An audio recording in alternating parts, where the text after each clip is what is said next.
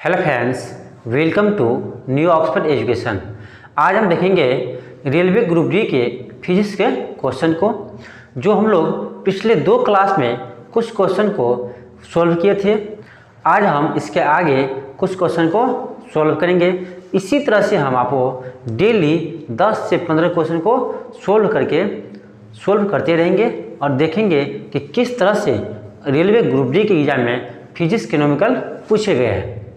इसी पैटर्न पर इस साल भी आपको 2022 में जो एग्जाम होने वाला है 23 फरवरी से, उसमें भी इसी तरह से क्वेश्चन देखने को मिल सकता है। तो अभी हम लोग को कुछ टाइम है, इस टाइम में हम पूरे क्वेश्चन को सॉल्व करेंगे। इसके लिए आपको यह करना पड़ेगा कि एक क्वेश्चन को आप 2-3 बार बनाइए और देखिए कि इस टाइप का क्वेश्चन आपको आगे यदि कहीं देख रहे हैं तो आपसे बन रहा है या नहीं। जैसे है कि आपको दे दिया है मास और वेलोसिटी, आपसे पूछ रहा है गतिज ऊर्जा क्या है। तो हम जानते हैं कि गतिज ऊर्जा यानी काइनेटिक एनर्जी होता है 12 mv²। तो यहाँ लगाना है। यदि इसी तरह से क्वेश्चन आगे हम कहीं देखे हैं तो यह क्वेश्चन सॉल्व हो जाना चाहिए, तब हम जानेंगे कि हम सीख लिए हैं। फर्स्ट क्वेश्चन है, किसी प्रतिरोध के तार को दुगुना कर दिया जाए तो उसका प्रतिरोध कितनी गुनी हो जाएगी। यानी किसी प्रतिरोध के तार का लेंथ दुगुना कर दिया जाए तो उसका प्रतिरोध कितनी गुनी हो जाएगी। इसको खींच करके दुगुना कर देते लेंथ। मान लो इसका लेंथ अभी है L, इसका लेंथ है अभी L। इसको खींच करके आप इसको कर दिया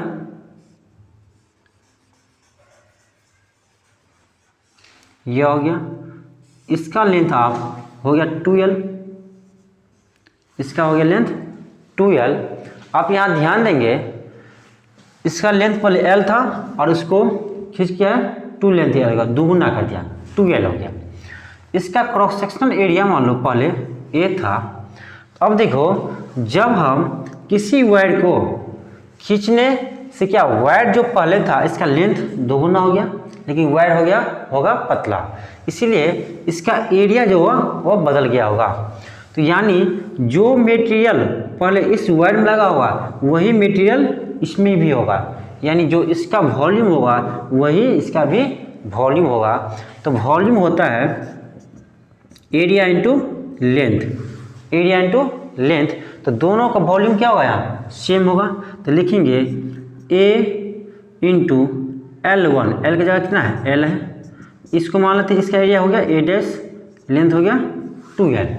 यहाँ से L कैंसिल हो जाएंगे, यहाँ से आ जाएंगे A बराबर 2A', यहाँ से आ जाएगा A' बराबर A/2, यानी इसका एरिया आ गया पहले एरिया का हाफ।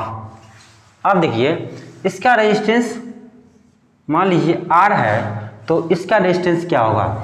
तो देखो R बराबर होता है रो इंटू L/A।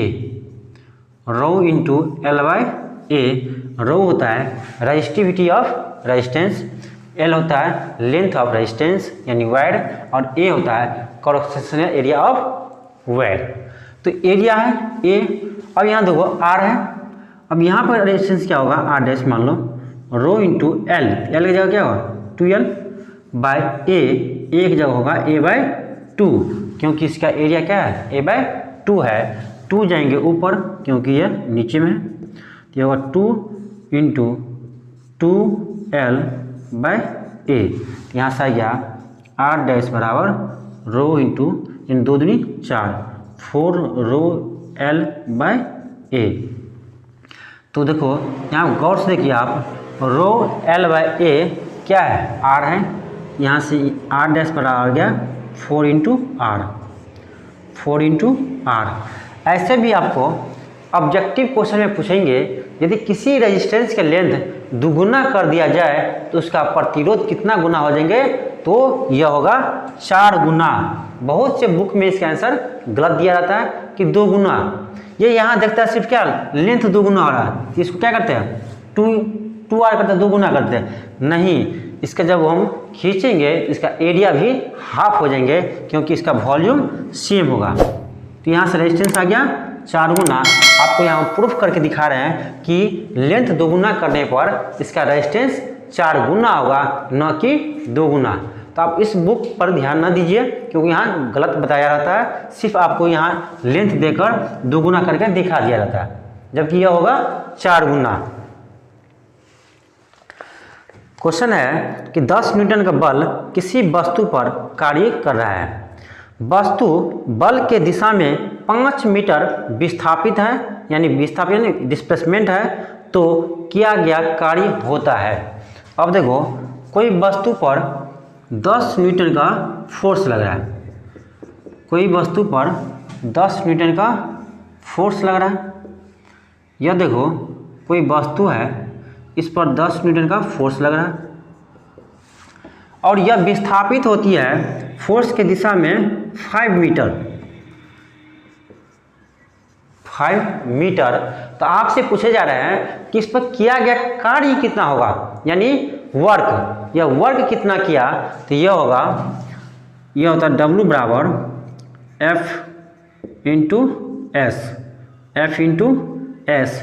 यह तब होता है जब डिस्प्लेसमेंट फोर्स के दिशा में हो, फोर्स के दिशा में हो, तो यह होता है F इंटू एस। ऐसे वर्क बराबर होता है F डॉट डी एस, यहाँ है F डॉट डी एस, ये है डॉट प्रोडक्ट। तो इसी से यह आया है कि जब डिस्प्लेसमेंट की दिशा में यानी फोर्स की दिशा में क्या हो, डिस्प्लेसमेंट हो, तो यह सीधा कर देंगे फोर्स को डिस्प्लेसमेंट से मल्टीप्लाई। तो यह आएगा 10 गुने 5 यानी 10 पंचे 50 जूल, 10 पंचे 50 जूल, यानी option number D. Option number D. यदि फोर्स के दिशा में हो रहा है डिस्प्लेसमेंट तो पॉजिटिव आंसर होगा, यदि फोर्स के अपोजिट दिशा में होगा डिस्प्लेसमेंट तो इसका आंसर नेगेटिव दिशा में होगा, क्योंकि फोर्स और डिस्प्लेसमेंट के बीच में 180 डिग्री का कोण बनेगा, इसीलिए वहाँ माइनस होगा। लेकिन जब फोर्स के दिशा में हो तो ये प्लस में आंसर आएगा। इतना आप ध्यान रखिए और इस फॉर्मूला को आप याद रखिए कि W होता है F डॉट डी एस। देखिए नेक्स्ट क्वेश्चन है कि 15 kg के हथौड़े को जब 10 मीटर की ऊंचाई तक उठाया जाता है तो इसके द्वारा प्राप्त स्थितिज ऊर्जा ज्ञात कीजिए। यानी 15 kg के हथौड़ा है, उसको 10 मीटर ऊंचाई तक ले जाते हैं। देखो यह 15 kg का है, इसको हम 10 मीटर के हाइट तक ले जाते हैं। तो कह रहा है यहाँ पर इसका स्थितिज ऊर्जा क्या होगा, यानी पोटेंशियल एनर्जी। पोटेंशियल एनर्जी हम आपको पहले भी क्वेश्चन करा चुके हैं, यह होगा यहाँ पर पोटेंशियल एनर्जी mgh। याद रखिए mgh क्या होगा, mgh। m दिया हुआ है 15 kg और h का मान भी दिया हुआ है 10 मीटर। तो यहाँ से आ जाएगा पोटेंशियल एनर्जी 15, g का मान 10, h का मान 10। यहाँ से आएगा 1500 जूल। कितना आएगा 1500 जूल, यानी आपको आ गया 1500 joule. Option number D. Option number D. Next question है कि 10 वोल्ट के विभवांतर वाले 2 बिंदुओं पर 2 कूलम के आवेश को स्थानांतरित करने के लिए कितना कार्य करना पड़ता है। अब देखो 2 पॉइंट के बीच विभवांतर दिया हुआ है, यानी यहाँ से दूसरे पॉइंट के बीच का विभवांतर दिया है, यानी डेल्टा V दिया है 10 वोल्ट और चार्ज है यह 2 कूलम। क्या चार्ज है 2 कूलम। तो कह रहा है यहाँ से यहाँ तक ले जाने में कितना वर्क करना पड़ेगा। तो एक पॉइंट से दूसरे पॉइंट पर चार्ज को ले जाने में कितना वर्क करना पड़ेगा, तो यह होता है वर्क बराबर Q इंटू डेल्टा V। इससे आप याद रखिए Q इंटू डेल्टा V, यानी charge into potential difference, charge into विभवांतर डिफरेंस। तो यहाँ पर चार्ज दिया हुआ है 2 कूलम और डेल्टा V भी दिया है 10 वोल्ट। आप फार्मूला लगाएंगे आंसर आ जाएगा।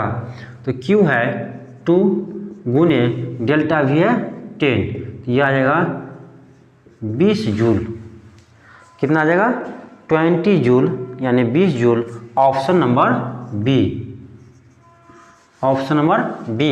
आप इसे याद रखिए, एक पॉइंट से दूसरे पॉइंट तक ले जाने में किया गया वर्क क्या होता है, किया गया वर्क होता है Q into delta V। Q क्या है, चार्ज है, पॉइंट चार्ज है। डेल्टा V क्या है, पोटेंशियल डिफरेंस यानी विभवांतर, यानी वोल्टेज में अंतर। नेक्स्ट क्वेश्चन देखिए है कि किरण 90 मीटर लंबी पूल में तैरती है, एक छोर से दूसरे छोर तक और फिर वापस उसी सीधे पथ पर तैरकर 1 मिनट में 180 मीटर की दूरी तय करता है। तो किरण की औसत चाल ज्ञात करें। अब इसमें देखिए दिया है कि किरण 90 मीटर पूल को तैरती है। अब देखो यह मान लो 90 मीटर है, किरण यहाँ से चलना शुरू करती है और यह वापस 1 मिनट में यहाँ पहुँच जाती है। तो टाइम दिया है 1 मिनट, यानी इसको बदलेंगे हम तो यह हो जाएगा 60 सेकेंड। 1 मिनट या 60 सेकेंड। कुल दूरी कितना तय किया, तो यहाँ से यहाँ गया 90 मीटर, फिर 90 मीटर वापस आया, यानी कुल दूरी हो गया 90 180 मीटर। आपसे पूछे जा रहे हैं औसत चाल क्या होगा। औसत चाल यानी एवरेज स्पीड, तो हम जानते हैं एवरेज स्पीड यानी औसत चाल होता है delta S by delta T, यानी कुल दूरी बटे कुल समय। कुल दूरी है 180 मीटर, कुल समय है 1 मिनट यानी 60 सेकेंड। 36 18 यह आ गया 3 मीटर पर सेकेंड, यह आ गया 3 मीटर पर सेकेंड। आपको आ गया औसत चाल आ गया 3 मीटर पर सेकेंड। ऑप्शन है बी। तो आपसे जब पूछा जाए औसत चाल क्या होता है, औसत चाल कुल दूरी बटे कुल समय। यदि आपसे पूछा जाए औसत वेग क्या होता है, तो delta S by delta T है, वहाँ पर होता है चेंज इन डिस्प्लेसमेंट बटे टाइम। इसे आप ध्यान रखिएगा। नेक्स्ट क्वेश्चन देखिए, किरण 90 मीटर लंबे पुल में तैरती है, एक छोर से दूसरे छोर तक और वापस उसी रास्ते पथ पर तैरकर 1 मिनट में 180 मीटर की दूरी तय करती है। तो किरण का औसत वेग ज्ञात कीजिए। सेम क्वेश्चन है लेकिन डिफरेंस इतना ही है कि वहाँ पर औसत चाल पूछ रहे थे, यहाँ पूछा जा रहा है औसत वेग। तो औसत चाल और औसत वेग में अंतर है, क्योंकि औसत चाल होता है कुल दूरी बटे कुल समय, जबकि औसत वेग होता है delta S by delta T यानी चेंज इन डिस्प्लेसमेंट बटे टाइम। तो थोड़ा सा डिफरेंस है, वहाँ होता है डिस्टेंस, यहाँ होता है डिस्प्लेसमेंट। तो देखते हैं, किरण है जो 90 मीटर एक पुल को तैरकर वापस आती है, यह है 1 मिनट में वापस आती है, यानी 60 सेकेंड में, 60 सेकेंड में वापस आती है। अब ये कह रहा क्या कि 90 मीटर जाती है फिर 90 मीटर वापस आती है। तो हमसे पूछा जा रहा है कि एवरेज यानी औसत वेग, तो औसत वेग यानी औसत चाल सॉरी, आपसे पूछा जा रहा है औसत वेग यानी एवरेज वेलोसिटी। तो यह होता है delta S by delta T।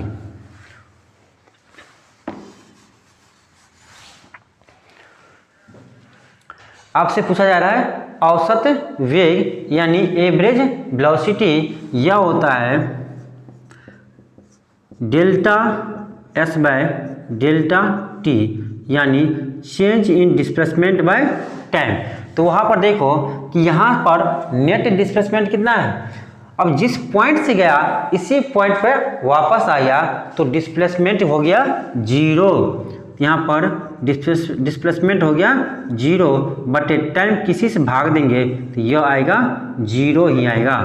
तो यानी यहाँ पर आ गया आपको एवरेज वेलोसिटी यानी एवरेज औसत वेग आ गया 0 मीटर पर सेकेंड। ऑप्शन है इसमें सी, ऑप्शन सी।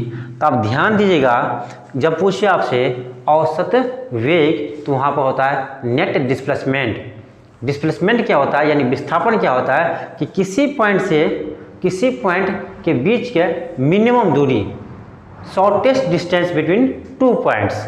अब देखो इसी पॉइंट से गया था, इसी पॉइंट पर वापस आ गया, तो दोनों के बीच की दूरी क्या है, 0 है। इसीलिए यहाँ पर डेल्टा एस 0 यानी नेट डिस्प्लेसमेंट क्या आया, 0 आया। तो हम 0 में किसी संख्या से भाग देंगे तो वह 0 ही आएगा। इसीलिए आप ध्यान रखिएगा कि औसत वेग और औसत चाल में बहुत डिफरेंस होता है। नेक्स्ट क्वेश्चन है कि 15 kg द्रव्यमान की एक वस्तु 7 मीटर पर सेकंड के एक समान वेग से गति कर रही है, तो उस वस्तु की गतिज ऊर्जा कितनी है। अब देखो गतिज ऊर्जा पूछ रहे हैं, आपको मास दिया हुआ 15 kg, मास दिया है 15 kg, और यहाँ देखिए वेलोसिटी दिया है आपको 7 मीटर पर सेकेंड। 7 मीटर आपको वेलोसिटी दिया है 7 मीटर पर सेकेंड। आपसे पूछ रहा है गतिज ऊर्जा यानी काइनेटिक एनर्जी। गतिज ऊर्जा यानी काइनेटिक एनर्जी पूछ रहा है। इसका फॉर्मूला होता है हाफ mv², हाफ mv²। इसे आप याद रखिए। मैं इस पर पहले भी बहुत क्वेश्चन बना चुके हैं, आप पिछले वाले वीडियो को देख लीजिएगा। यहाँ पर हम काइनेटिक एनर्जी, पोटेंशियल एनर्जी यानी गतिज ऊर्जा और स्थितिज ऊर्जा से संबंधित 10 क्वेश्चन बनाए हैं लगभग। तो इस वीडियो को आप देख लीजिएगा, मैं इसके डिस्क्रिप्शन में इसका लिंक डाल दूंगा।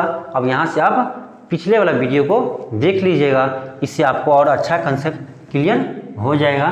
क्योंकि हम पहले फार्मूला को ड्राइव कर चुके हैं, पोटेंशियल एनर्जी, काइनेटिक एनर्जी, यानी इसका जो स्पीड चार्ज से क्वेश्चन है सभी को हम वहाँ ड्राइव किए हैं। तो आप पिछले वाले वीडियो को कुछ देख लीजिएगा। यहाँ देखिए काइनेटिक एनर्जी आपसे पूछ रहा है, देखिए मास दिया है 1/2, मास दिया है 15 kg, v यानी 7 का स्क्वायर, यह आ जाएगा 1/2 15 गुने 7 49।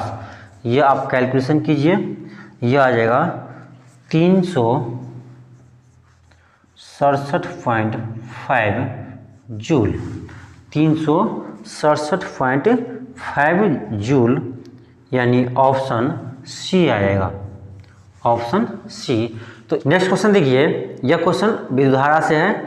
यदि बल्ब फिलामेंट का प्रतिरोध 500 ओम है तो 220 वोल्ट के स्रोत के इलेक्ट्रिक बल्ब से कितना धारा प्रवाहित होगी। अब देखिए रेजिस्टेंस दिया है, रेजिस्टेंस दिया है,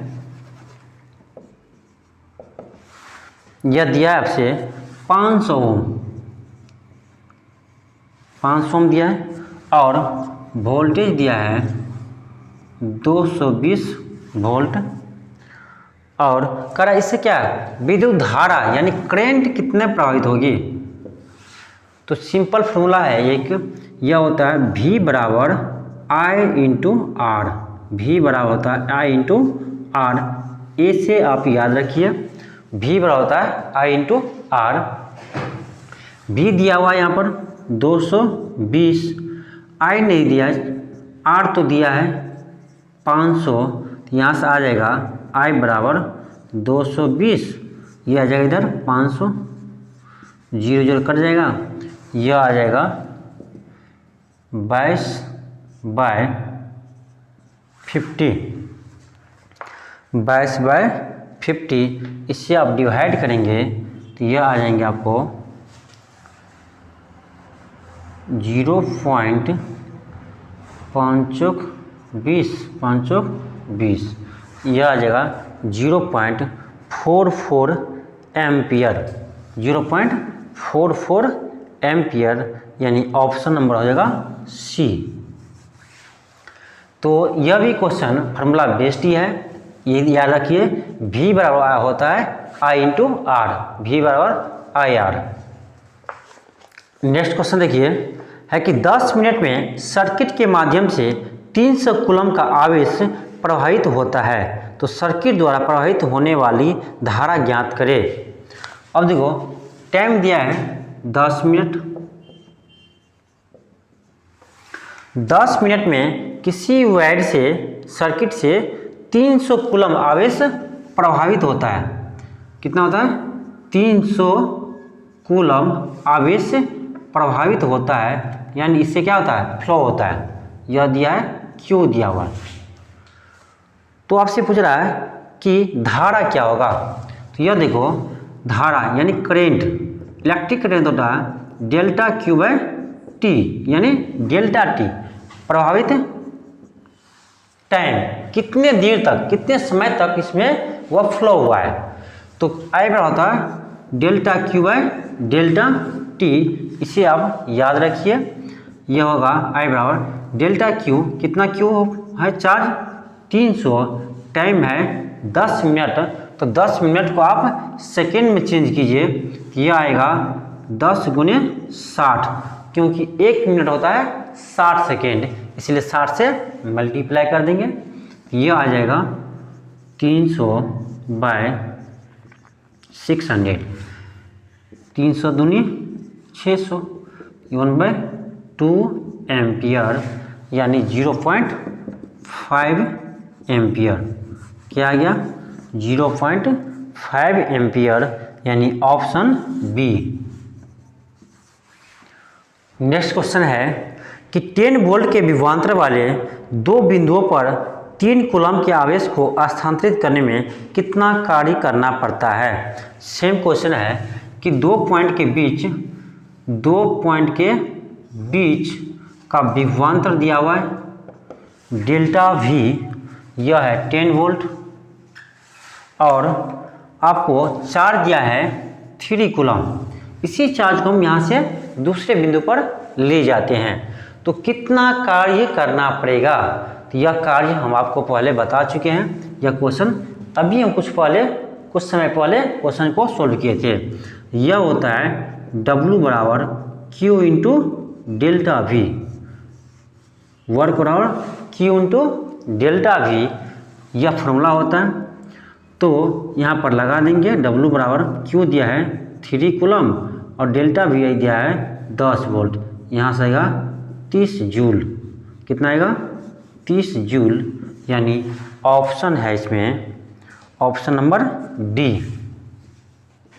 नेक्स्ट क्वेश्चन है कि यदि कॉइल का प्रतिरोध 750 ओम है तो 220 वोल्ट के स्रोत से इलेक्ट्रिक हीटर कॉइल में कितनी धारा प्रवाहित होगी। एक हीटर का कॉइल है, इसका प्रतिरोध दिया हुआ है, कितना है? इसका प्रतिरोध दिया है R, यह है 750 ओम। आपको वोल्टेज भी दिया है 220 वोल्ट। आपसे पूछे जा रहे हैं कि विद्युत धारा क्या होगा। अभी बताएं हम कि V बराबर होता है IR, V बराबर होता है IR। अभी क्वेश्चन हम एक सोल्व किए थे इसी प्रकार का क्वेश्चन। तो V है इससे यहाँ पर 220 वोल्ट, I इंटू R है 750, यहाँ से I आएगा 220, ये इधर आएगा 750, 0 to 0 कर देंगे, यह आएगा 22/75। इससे आप डिवाइड करेंगे तो यह आएगा लगभग 0.29 एम्पियर, 0.29 एम्पियर, यानी ऑप्शन ए। नेक्स्ट क्वेश्चन देखते हैं। दो निकायों के बीच आकर्षण बल 1/9F है, तो इन दो निकायों के बीच की दूरी क्या होगी। इसको तो आप क्वेश्चन मुंह से ही बना सकते हैं, देखते ही बना सकते हैं कि दो पॉइंट के बीच आकर्षण बल दिया है 1/9F है। क्या है? 1/9F, यानी पहले F रहा होगा, अभी क्या है? 1/9F है। अब देखो ये चार्ज मान लो Q है, ये मान लो Q1 है, Q2 है, या डिस्टेंस R है, तो तो यह फोर्स होता है K into Q1 Q2 by R square, K Q1 Q2 by R square. यानी यहाँ चार्ज दोनों स्थिति में सेम होगा, सिर्फ चेंज हुआ है डिस्टेंस। तो हम यहाँ से कह सकते हैं कि फोर्स होता है वह इन्वर्सली प्रोपोर्शनल होता है आर स्क्वायर, इन्वर्सली प्रोपोर्शनल तो होता है आर स्क्वायर। यानी फोर्स हुआ है 1/9। तो यहाँ पर आर क्या होगा, 3 गुना हुआ होगा। तो यहाँ आर की जगह 3 आर देंगे, 3 क्या 9 आर स्क्वायर आएगा। यानी यहाँ पर आर क्या होगा, 3 गुना हुआ होगा, इसीलिए फोर्स F/9 गुना हुआ है। तो यहाँ से आप सीधा बता सकते हैं देखते ही कि आर कितना गुना होगा, 3 गुना हुआ होगा। नहीं तो आप यहाँ से बना सकते हैं कि F बराबर K Q1 Q2 by R square. अब देखो F हो गया F/9, यह होगा K Q1 Q2, सिर्फ चेंज होगा क्या, डिस्टेंस चेंज होगा। अब दोनों को डिवाइड कर दो, F कट जाएंगे, K Q1 Q2 कट जाएंगे। अब यहाँ से आएगा 9 चला जाएगा ऊपर, 9 बराबर यह आ जाएगा R1 K square by R square. यहाँ से आप कर सकते हैं कि 9 बराबर R1 बाय आर का होल स्क्वायर। यहाँ से आ जाएगा √9 बराबर R1 बाय आर, क्योंकि इस स्क्वायर जाएगा इधर तो रूट आ जाएगा। तो यहाँ से आ गया 3 बराबर R1 बाय आर। यहाँ से लिख सकते हैं R1 बराबर 3R, R1 बराबर 3R। यानी R कितना गुना हो जाएगा, 3 गुना हो जाएगा। आप इसी से भी अनुमान लगा सकते हैं। यदि आपको ग्रुप डी क्वालिफाई करना है, ग्रुप डी में इस बार नौकरी लेना है, तो आप इस चैनल के सभी वीडियो को देख डालिए। आप यहाँ से फिजिक्स का क्वेश्चन एक भी नहीं छूटेगा। इसी तरह से हम शुरू करने जा रहे हैं मैथ का सॉल्यूशन। जो पिछले ग्रुप डी में एग्जाम में पूछे गए हैं क्वेश्चन मैथ का, इसको हम सॉल्यूशन करेंगे और इसी तरह से रीजनिंग का भी करेंगे। अब यह सीरीज है सिर्फ साइंस का, वो भी फिजिक्स का। तो फिजिक्स का क्वेश्चन सोल्व करते ही रहेंगे और इसके साथ ही मैथ भी स्टार्ट करने वाले हैं। जो ग्रुप डी के स्टूडेंट हैं वो तैयार हो जाइए, क्योंकि आप लोगों के अब समय सिर्फ 2 महीना से भी कम है। 2 महीने के अंदर ही सभी को रिवाइज करवाना है। तो साइंस की लगभग तीसरा क्लास है, जो फिजिक्स इकोनॉमिकल है, ये हमको लग रहा है 1-2 क्लास और होगा जो इससे आगे हो सकता है। इसके बाद हम मैथ का क्वेश्चन शुरू करेंगे सोल्व करना, और इसमें दिखाएंगे कि मैथ के क्वेश्चन को हम किस तरह से बड़े क्वेश्चन को शॉर्ट सोल्व कर सकते हैं, कम में सोल्व कर सकते हैं। तो इसीलिए इसके लिए आप इस चैनल को सब्सक्राइब कर लीजिए और बेल आइकन को दबा दीजिए, जिससे आपको नोटिफिकेशन आपको मिल जाएगा। तो ये एक क्वेश्चन है, कह रहा है कि एक वस्तु की स्थितिज ऊर्जा में ... इसकी के साथ वृद्धि होती है।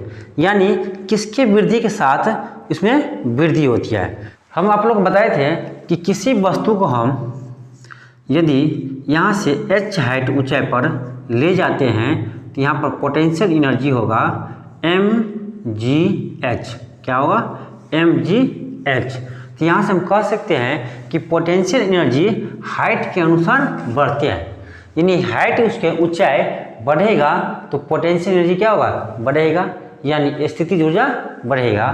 तो हम कह सकते हैं कि पोटेंशियल एनर्जी में वृद्धि होगा यदि इसका ऊंचाई क्या हो, बढ़े।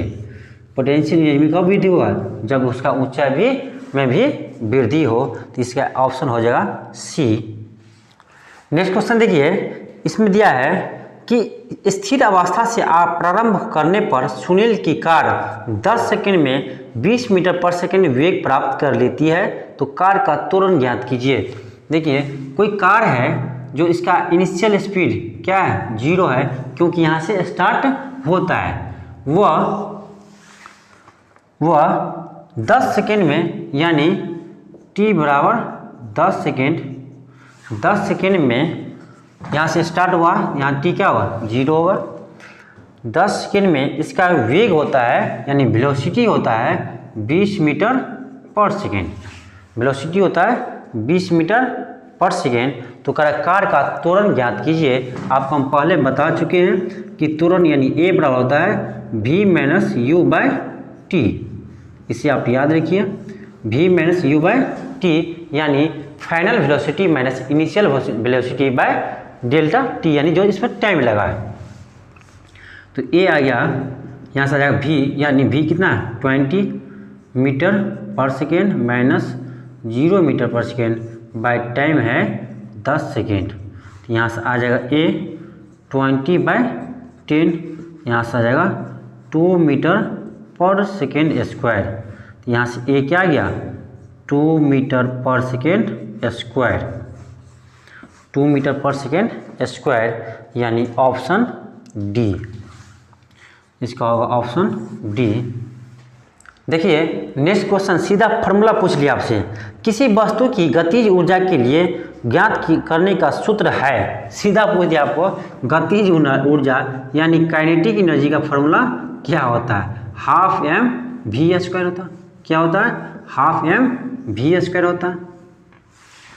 सीधा फॉर्मूला पूछ लिया है काइनेटिक एनर्जी। अब बताओ संवेग क्या होता है, मोमेंटम। यदि आपसे पूछे मोमेंटम क्या होता है, तो मास इंटू वेलोसिटी होता है, P बराबर m इंटू वी होता है, P बराबर m इंटू वी होता है। तो यह क्या है, यह है काइनेटिक एनर्जी, यह है मोमेंटम यानी संवेग। तो इसी तरह से फॉर्मूला आपसे पूछ सकते हैं। नेक्स्ट क्वेश्चन है कि 10 वोल्ट के विभवांतर वाले दो बिंदुओं में किया गया काम यानी कार्य 30 जूल है, तो दो बिंदुओं के बीच प्रवाहित होने वाले विद्युत आवेश होगा।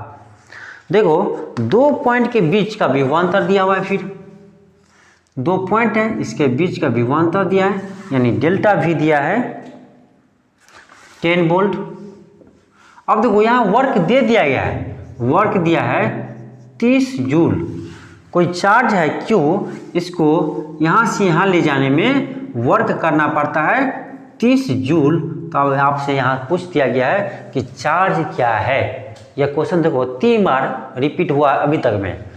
तो हम बताए हैं कि वर्क होता है Q into delta we, Q into delta we. इसे आप याद कर लीजिए, आपको हर शिफ्ट में एक क्वेश्चन देखने को मिलता है, किसी न किसी शिफ्ट में एक क्वेश्चन देखने को मिलता है। तो बार बार क्वेश्चन इसी से रिपीट कर रहा है। तो अब देखिए वर्क होता है Q into delta we. Work यहाँ पर दिया है 30 जूल, Q नहीं दिया तो कोई बात नहीं, डेल्टा वी दिया है 10 वोल्ट। यह Q है, तो यहाँ से आ जाएगा Q बराबर 0 0 कर दो, कितना आ गया 3 कूलम। Q बराबर 3 कूलम, चार्ज आ गया 3 कूलम, यानी ऑप्शन नंबर डी। क्या होगा, ऑप्शन नंबर डी। तो सभी क्वेश्चन हम देख रहे हैं फॉर्मूला बेस्ड ही पूछ रहे हैं, इसीलिए आप क्वेश्चन बनाने पर जोर दीजिए। डेली क्वेश्चन बनाइए, आप एक क्वेश्चन को 5 बार बनाइए। इसी क्वेश्चन के इसी तरह से क्वेश्चन ढूंढ कर बनाइए कि आप किस तरह से कहाँ पर इस तरह से क्वेश्चन दिया गया है। तो आप सेम क्वेश्चन को ढूंढ कर बनाइए, 10 बार बनाइए, 5 बार बनाइए, इससे आपको फार्मूला कंसेप्ट में याद आ जाएगा, याद हो जाएगा। आपको याद करना नहीं पड़ेगा, आपको याद करना नहीं पड़ेगा कि बहुत आसान क्वेश्चन रहता है। इसमें आप देखिए सब कुछ दिया, सिर्फ डिवाइड करना था, आ गया आंसर। देखिए नेक्स्ट क्वेश्चन है कि उस वस्तु का द्रव्यमान क्या होगा जिसका भार पृथ्वी पर 196 न्यूटन है, यानी वेट दिया है 196 न्यूटन। हम जानते हैं वेट होता है m इंटू जी, m इंटू जी होता है वेट। यह 196 न्यूटन। यहाँ देखिए जी का मान दिया हुआ है 9.8 मीटर पर सेकेंड स्क्वायर, m गुने जी का मान देखेंगे 9.8, यह 196। यहाँ से m आ जाएगा 196 बाय 9.8। यहाँ से आप डिवाइड कर दो, और 16 2 18 19, यह आ जाएगा आपको